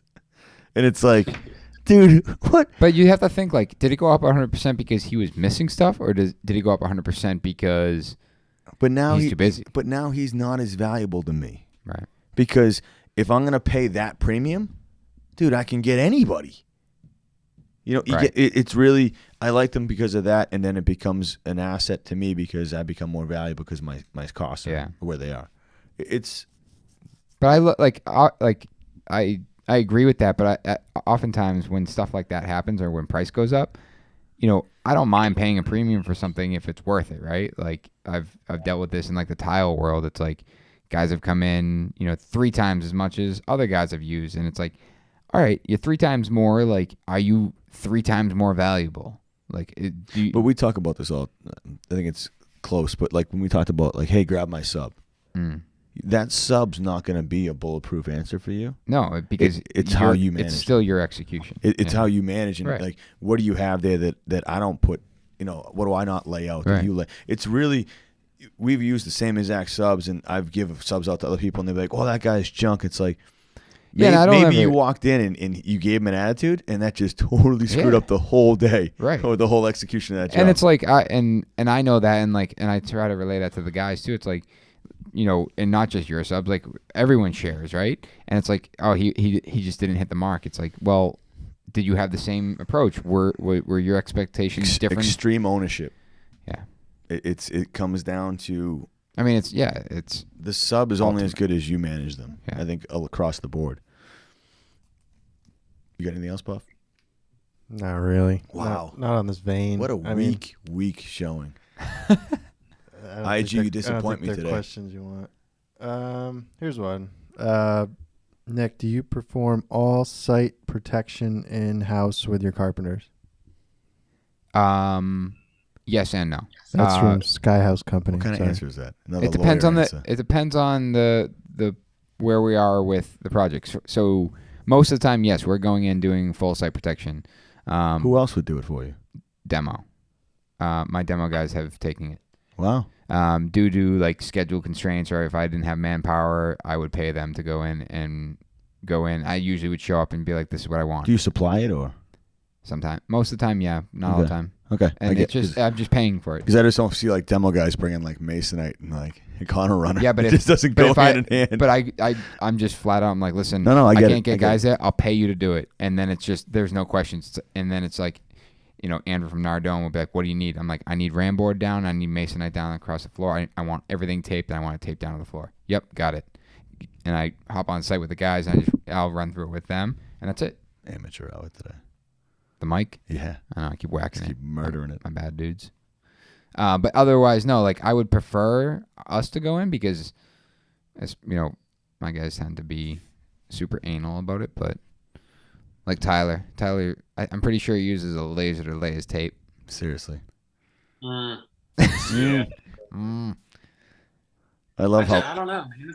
It's so nice working on a site like that, and it ends up being it kind of it's more comfortable the duration of the project. Even we have a condo runner now over our floors, and then masonite on top of that, and it's just to be able to work on top of that with the reassurance that nothing's going to happen. It speeds up production. You kind of have peace of mind. You know that nothing's going to happen. Yeah, but if you were to do that and have subcontractors working on it, that tone that's set is so high that guys would be like, I'm not hitting. Like we had a painter once that he painted a house for us, Francesco, who was amazing. People were so scared to ding up his paint job because the amount of protection and work he put into his areas that you were like, you'd be walking around going, I'm not going to hit anything because you knew how much effort went into it. So same thing, Tyler. If you were to lay out protection for one of my jobs, the guys that followed in behind that would be like, wow, all right, this is how crisp and clean. Otherwise, it's like you put down a drop cloth, you got 15 minutes later, you got dirty boots all over that floor. And like the people just don't care. Right.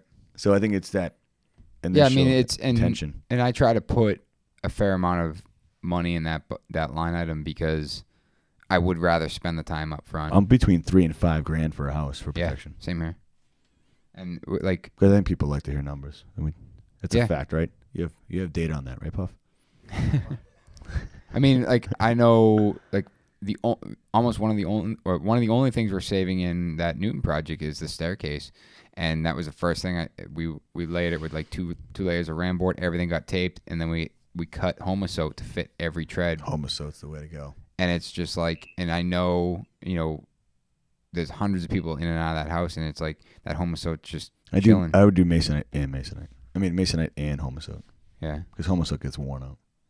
It is. You can see on the bottom steps it's starting to roll. Curve, yeah. What up, Doug? I don't know if you guys want to answer this. How are you guys? I don't know. How are you guys learning from mistakes made on estimates? Are you reviewing budgets versus actual costs regularly? Mm-hmm. Yes. I mean, simple. Yeah. I mean, you have to. No, but there's guys out there. I mean, I remember when I was younger, I just didn't want to know. Oh, yeah. Am I the only one? Oh, no. You would be like, you know what? That's reality. I know it's screwed up. I just don't want to see the facts. And you just move on and keep going. So guys wouldn't know if that product was profitable or not. And that's kind of the root of everything for us is just getting to the bad stuff. Right. Like if it means getting up on a ladder and drilling in or whatever it is you got to do for a detail that's super high, just attack it. The same thing as if it was right at your feet, super easy, and you're being lazy. That's the mentality across the board. So, like, I've had guys call me and be like, so what about this? I'm like, do you track your numbers? They're like, no. I'm like, then you have not the nerve, but you have the balls to call me, take time out of my day from my family, and you can't even look in your notebook to see what you originally bid it and what your cost came in at, but you're going to call me. Tyler, do you track? He's going to say no, and we're going to be like, dude. No, but he's. I remember when it was just me and one other guy, I just wasn't. I was just going. Yeah, exactly. That's what I'm saying, yeah. You're yes making money. And no. I mean, I'm not itemizing every receipt that comes in, but from my bid, I'm going back, obviously putting in what I paid my subs, because a lot of times I'm just budgeting numbers for them and then getting new estimates, and then any exact prices on bigger things, whether it's tops, tile, all that stuff. And then any big ticket items, like I'll go back and kind of keep track of what I actually spent on them. But then it gets to a point in a job where it's just little BS, where it's like $30 here, and I just have like a number that I throw at that. So it's not to the penny, but I have a general idea of what I spent and what I ended up doing. But what about time? Like, what about you and Steve's time? Are you like comparing what you think it's gonna take and what you're actually spending on it? Like our man hours? Usually it winds up being by day. Steve actually fills out pay sheets for every week, so I have track of all of his hours, essentially, which are my hours, for every 2 weeks. And most often, I can go back to what I bid, and I kind of bid things a couple different ways. I go from like the napkin budget, and then I'll bid everything on some sort of time and material, and then I'll just put lump sum on everything, where it's like, all right, $2,500 for framing, $1,000 for insulation, and I'll cross-reference and check everything. And then I also have some sort of broken down, this is how many days I think I have in on this, and then I can go back at the end of the day, at the end of the job, and check that. It's pretty easy for me to know where I am throughout that process too. Are you pretty accurate with how many days versus how many, or bidding how many days versus how many days it does take, or are you usually over under? I usually am under. That's awesome. I usually spend more time on the job than I intend to. Oh, okay, the other way. But yeah. But I think that's where my rate comes in, where it's like, okay, I look at my rate per day, and you have the fluff in there. And then at the end of the job, I feel like it ends up canceling itself out. Mm-hmm. So I think that I probably, what you would say, underbid things from a time standpoint, but I think that I'm offsetting that by charging a higher rate per day. So it kind of winds up being the same. So you're basically covering, you're charging enough to cover the learning experience. Is what it is. Because eventually you'll get to a point, or you should get to a point where then your numbers are more accurate, and then you're more profitable. Yeah, I mean, probably. I think that if I were to I think that I'm just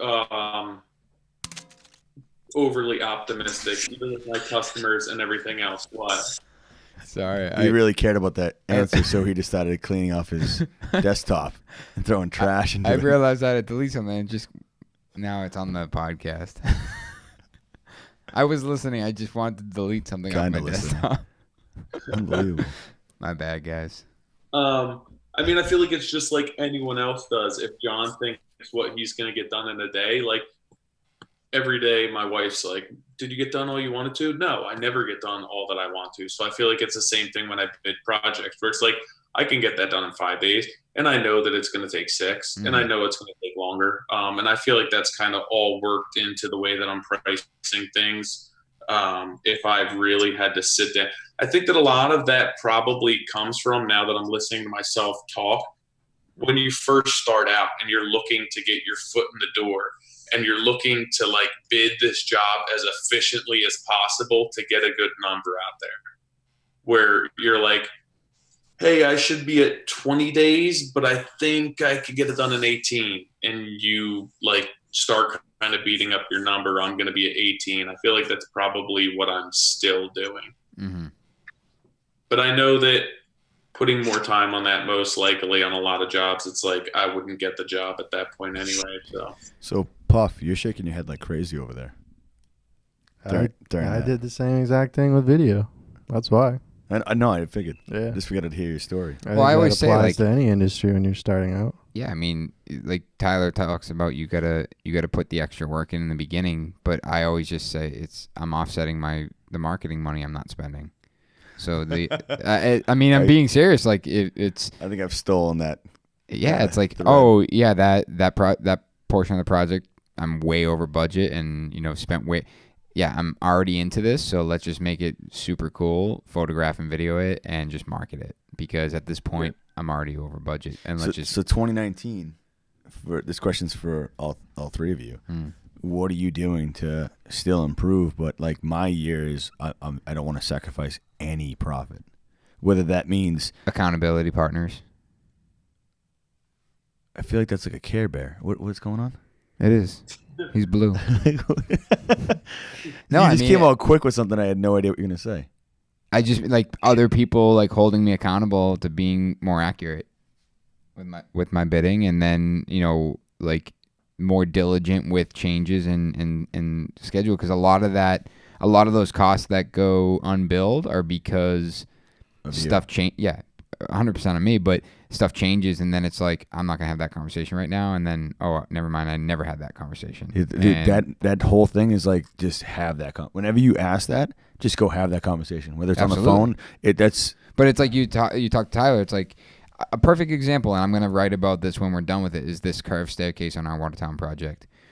Our budget was nothing because it was gonna be a simple staircase, and I decided just because of you upsold the design. I upsold the design. And I said, but not for the profit, but for the design. For the design, yeah. And I said we're not changing the budget, and they were like, "What do you mean?" Like, see, you had an opening.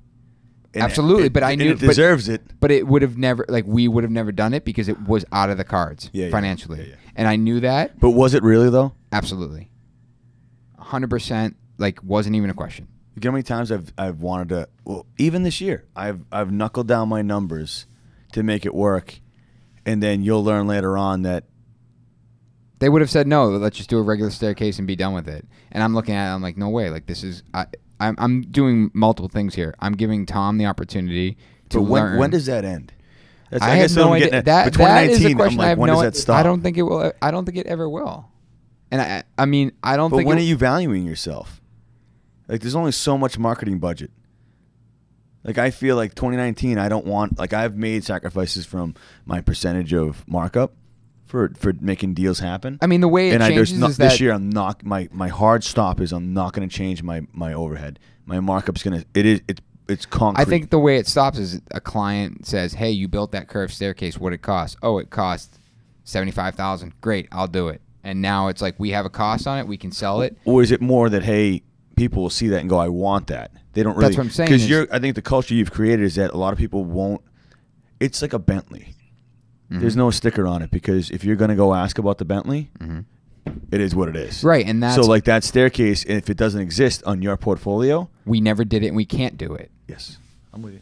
So yeah, like right now, like I mean, real simple. I just want to build cool stuff. But we got to get paid for it. Are you looking right at the camera right now?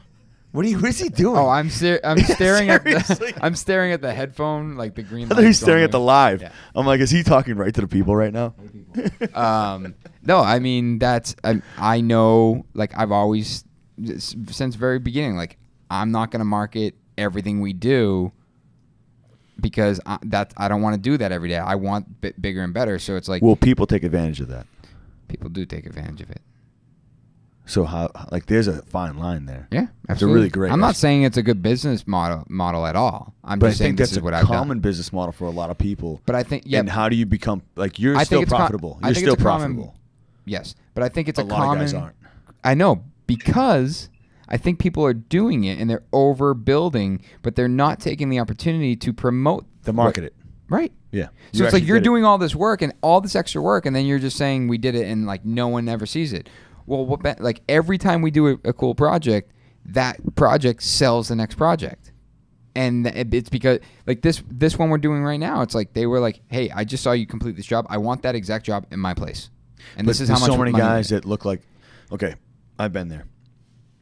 You do something super cool and you're so stretched out that you need to move on and make money at the next project. So you don't even have the time, budget, energy, anything to even call a photographer to put that stuff together. And I agree with you. I think that is a very valid point that you're making, is that if you're going to go through all that effort and all that brain damage and put the time in, put the money in, put whatever it is, you need to market it.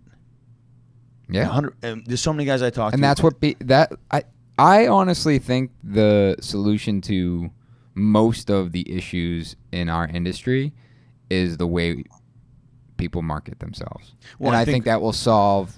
I think that potentially could solve, the way the market affects us. Like I honestly do, and I could be totally wrong, and this could be totally bogus. I just think the way that everyone markets himself personally and as a business can resolve the issues that they face as a business. I mean, I'm with Obviously, you. Yeah. everything else behind the number, like knowing your numbers and the business, and I get that, and I'm not combating that. I just think marketing is just undervalued in the sense that people don't take advantage of it enough, and they see it as such a luxury that it's like, no, I gotta pay for this before I pay for a photographer. It's like, yeah, I'd rather spend a couple $100 and then figure out this over here at another point, because that couple $100 is probably gonna sell a couple 100,000. Well, on that riff, I think you should talk about how you originally hooked up with Todd and how that mindset went in, because I think talking about having a photographer come on board to do something is very, very, I don't put offish, and it's just a little tough to grasp. I think how you spelled it out made it even easier for me to comprehend, and I started using Todd. Yeah, I mean, like not just going for we know, you and I both know in our industry, there's construction photographers that get paid unbelievable numbers. Yeah. Okay. And architectural. But you went a different route. Yeah. Todd I met, I mean, the story is that Meg and I got engaged, and we were looking for photographers for our wedding, and connected with Todd. And I think literally after our engagement photo shoot, I said, I want you to photograph some of my... You had a photograph? Hold on. You had a photo shoot for engagement? No, wait. Is that... Yeah, that's a thing. Yeah. Did you do that? Big thing. Yeah. What? I didn't do We never it, but even it's a used big the thing. photo. We have like photos from our wedding that she's like, So you I'm not didn't going to do market it? anything with it. No. We should have. It's for the gram, dude. Every time it's my wife's birthday, I post the same picture of her. She goes, Nick, you use the same picture we have 300 from the wedding.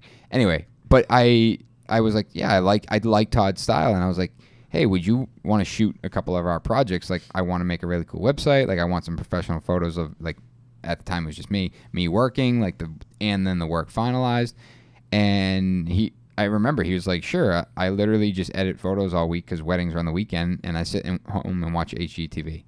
And I was like, perfect. Like, you can come and watch this live and take photos. And he was like, yeah, I mean, at the time, it would just be extra money because all his salary is made on the weekend. And I'm like, hey, I'll pay you for like an hour. He'll come out, take a bunch of photos. And there's a time, like, I think, and depending, hopefully, Todd, I think I've relayed this to Todd, and if he's listening, but like, I think Todd is really good at capturing like what is going on. And that's what I really appreciate about him. And I think he does a good job at capturing the job complete. But there is definitely a difference between... But you've educated yourself. I'm going to stop you there. Because there's a lot of guys that take photos with their phone right now that Todd will blow that out of the water. Yeah, but... Professional-wise. Right, but then there's even this whole other step up where it's like... Now you're talking about architectural photographers where it's like Todd takes an awesome photo of something done. But then an architectural photographer takes it and you look at them side by side and you have no idea, but it's like that one just should be on the cover of a magazine. Yeah, agreed. I like to use the sports analogy. It's like comparing two different sports. It's two different types of photography, right? Right. I mean, like you said, it's just you don't know why. It just looks better. Right. And that's I mean that's a lot. That's a lot to do. Like but that's the artistic side. But both are better than not. Absolutely. Even a good thought out iPhone photo is professional photo is still a professional photo. Yeah, agreed. And I mean the majority of what I post is professional, but that's because I've chosen I want to promote us as number one, serious and real like I want Todd to capture what is going on behind the scene. I want guys to understand like why did we plumb that wall faucet like that? And like it's the why. And yeah, going exactly. Back to that, you've always drilled down. It's always and I think it's smart. And it really is like I think the marketing side of especially our industry is undervalued and underused and could resolve a lot of these issues. Not everything. Well, I think a lot of guys don't have the confidence to post their things. I think they're scared that it's going to get lit up by people, and it's part of this where your market's different than anybody else's, and you just post it, man. Look at it and post it, and then you'll learn from your. I've been a firm believer of forget about social media as much as a marketing tool as it is, but do it for yourself to track your growth. Yeah. Start with that end of it, and then as you go, you will evolve. Like you used to use filters and do all the stupid things that we all did with IG and the filters. I used the yellow one all the time. I used to do like the old school like photo. It was like curled in the edges. Some of them are pretty cool. Like, I don't know. Yeah, I wouldn't use it now. But No. No. But I mean, just doing it for yourself to start with. And telling that thing, and then like there's guys today that did stories. People get hung up on equipment. Like, people ask me, what equipment do you use, blah, blah, blah. That has nothing to do with it. Right. Compose a shot. Tell you a story. Look at magazines. Look Dude, at TV. You gave me a recommendation on what camera to buy, and I bought the camera, and I spent $700 on a lens because you told me it was a great one, and I can't take a good photo. What did I tell you at the very beginning? Well, learn how to use it. But it's like it's not the camera; it's the person behind. And I was like, I just want it so I can hop on a job and take some real quick shots. But I still don't do it because I just don't know how to use that. Just it's like anything. It's a burden in a way if you're not passionate about it. It's very similar to guys that buy like Festool tools. Yeah, it'd be like me buying the most expensive Fez tool and expecting I'm gonna get quality work like you guys. You think you can buy that Capex ludicrous. and you can cut a crown? It's just not gonna happen. No, I mean, I feel like that's anything. I mean, you could buy a really fast car, and it doesn't mean that you're going to be a good driver or like a race car driver. And people do that. It's the same thing with photography and everything else. You could buy a nice camera, but that's only going to be as good as whatever you're pointing and shooting abstractly at or arbitrarily at. It's really finding somebody who knows what they're doing. And I don't think, like Nick said, with the marketing of our companies, I don't think that anyone really took marketing for smaller scale construction companies as a viable expense within the company. It was almost, I mean, looking back, Nick, your dad, my dad wouldn't even buy new tools because he's like, well, I still have tools. I don't need anything better. This is good enough. Convincing my dad that he needs to bring a professional photographer on to his job to take pictures. Yeah. I would get laughed at. And I don't think that the last generation, especially with these smaller scale guys and smaller scale companies, that ever crossed their mind that they would get a return on professional photos or being well branded. I think that that's something that's recent. Well, I think back in the day, you would spend money on a photographer and it would still cost you $5,000 to $15,000 to be in a magazine or, put a website together. That, yeah. So I think it was a different, way of being able to distribute your photos. Like, I don't think House was there. There were so many things that didn't exist. I don't know the dates, but I think it was a lot tougher. And what was the point? We're going to take photos and then walk around with your folder of photos and show somebody. I did it. But that's how it shook out. And it was just not the same level of, the platform that we have now. It's just so easy. That would be your portfolio at that point. And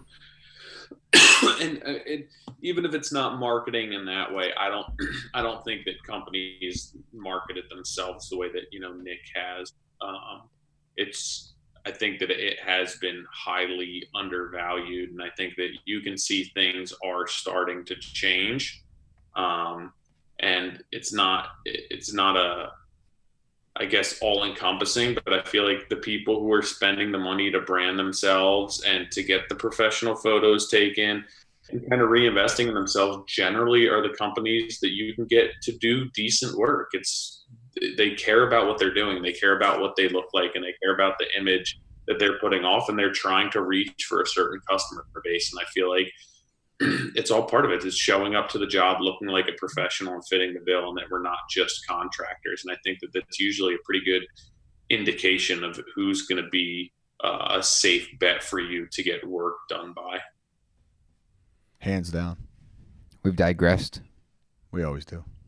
We do. Rabbit holes.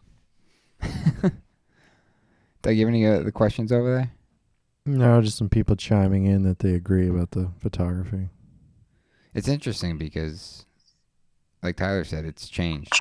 Oh, it totally has. Yeah, like if someone, I mean, you see it. if someone, you're almost like a specialized construction videographer. Yeah, if someone tried to do what you're doing, even in 2005, it would cost like 30 grand. Like Yeah. seriously. Yeah. So just in 10 years or 12 years, whatever it is, 13 years, it's completely changed. The guys that were doing it were doing just what we're doing and Nick was doing, but in magazines, every inside cover was a certain contractor, but they were spending $50,000 on this. So those established guys were just riding a wave. Oh yeah. The guys building their way up couldn't break into it. We've it's joked like- we can't break into it still, even if we buy our own ad as a group. No. Like, But it's like, but now, like, But they don't To- have any power anymore. but to take, like, to bring that full They don't- not circle, it's like, necessary. here, all right, $50,000. I'm not going to spend that $50,000 on magazine publications, right? I'm going to take that $50,000 and overinvest in a couple projects and then promote it on a free platform, and then all of a sudden, boom, cool work, exposure, more exposure than the magazine, and now I'm into the market at a fast forward rate. Yeah. Definitely. hands down. Awesome. I think we're going to wrap this one up. This was good. So we were on IG Live on our Modern Craftsman podcast. A few of you guys chimed in. We started this podcast talking about specifically the holiday season and how it impacts us with stress and with client relations and our family time. And I think we hit on a lot of good topics and kind of collectively talked about how we deal with it now and how we wish we dealt with it. So hopefully a year from now, we can kind of reconnect and see how well we did. But I'm all for the European way of kind of, hey, we're shutting down, and it is what it is, and communicating that to the client kind of ahead of time, and just being like, listen, this is how we I operate. think I'm gonna start with like taking Fridays off for the spring and summer. You said that last year. I know, but now I can control that. But I think that is interesting, and that's why like I went straight to no weekends, because like Saturdays are everywhere. But I wonder if you did the math on not having all your vans out for one day, if it would be more. Tyler, am I going to do the math? I love this. No, that's Put that in the back of a shirt. Did you do the math on this? That was a good yeah, I like soft that. That intro. yeah. I think I would like to take that, edit it, and put that in the front of the podcast. Okay. But if we do that, do we have to do the intro? Yeah. It's up. You guys do not have to do that. Everybody Yeah. knows who you are. Yeah, I was thinking about that. We The don't. first 20 podcasts, yeah, you had to do that. But now, I think we can roll right into a soft intro of what we're going to talk about, and then the music takes us in. So It's I up to you. finally It's figured totally out what up he to was you. talking about, Tyler. The soft intro. it's a cold open. I got it. Cold open. Now I got it. He was getting heated. What happened? Last time you were like, that's not what I meant, guys. No.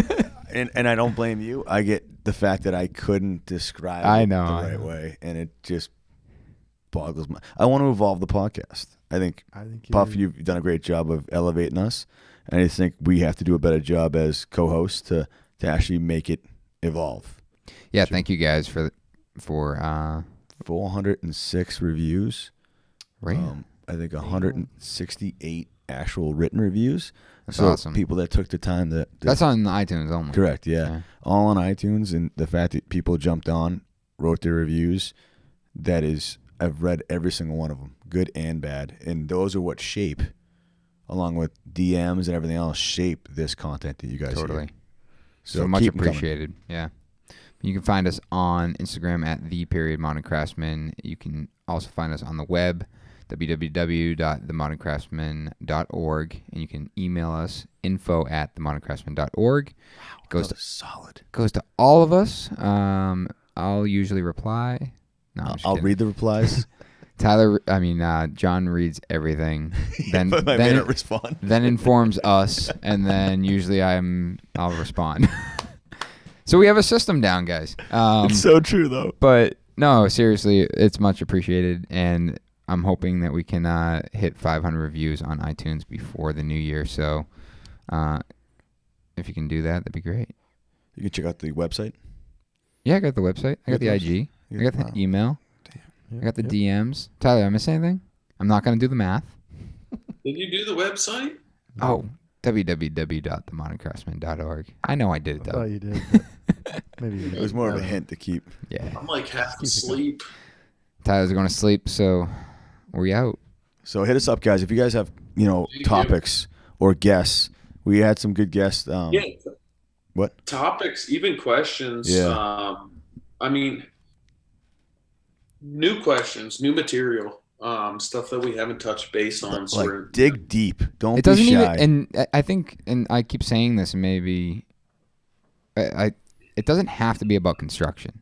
yeah, I mean, Because it's not like, we're not, I mean, we are engulfed in construction, that's all we do, but I think, but the craft itself can be across genres and can be anything where we're trying to expand it when we go to Vegas to have a little fun with some podcasts. yeah, we got some cool, And even some suggestions about crafts you want to hear more about, or you feel there's not enough information out there and you want to learn more about it, something like that. Like sewing. We'll dial in with somebody that sews, It's a craft, but like anything like that. I wasn't going that direction. yeah, I'm like, I know Thanks for nothing, taking that. so. I was looking like, I don't know. I think Tyler should get like a blacksmith or something, couple tattoo artists on, and really see Sure. Tyler just own the podcast. No, I mean, I've said it all the time. I feel like there's a lot of parallels between that and what we do. But yeah, I mean, I'm down for guests, whatever you guys want to talk about. As Nick said, it doesn't necessarily have to be technical knowledge or scheduling. It can be personal lives. It can be, struggles. It could be how you deal with juggling business, family, whatever it may be. Yeah, I it want to could be- second that. I want to second the struggle portion, because I think that is when we get really passionate, is when we talk about something that we're struggling with. And I think a lot of people really relate to that. So Well, I think IG has a really tough filter on showing the struggle. I think that everyone decides to show what they want to, and I'm going to be the first to tell you that I struggle every day to make time, details, and I'm going to always have to sacrifice something along the lines. And I don't think we talk about it enough. So I think people calling it out, not us out, but it out, and wanting to have the topic heard more. We want to drill down on retirement. We want to drill down passive income, what people are doing, because I think a huge amount of us don't have retirement because we're too busy trying to collect that paycheck today instead of what we're doing for the future of our families. And that's something that we need to drill down on and create a trend in this industry doing beyond marketing and that stuff. What are we doing for ourselves personally? The selfish part. word. Love the fact that you still took that. All right, guys. Thanks for listening. Take care.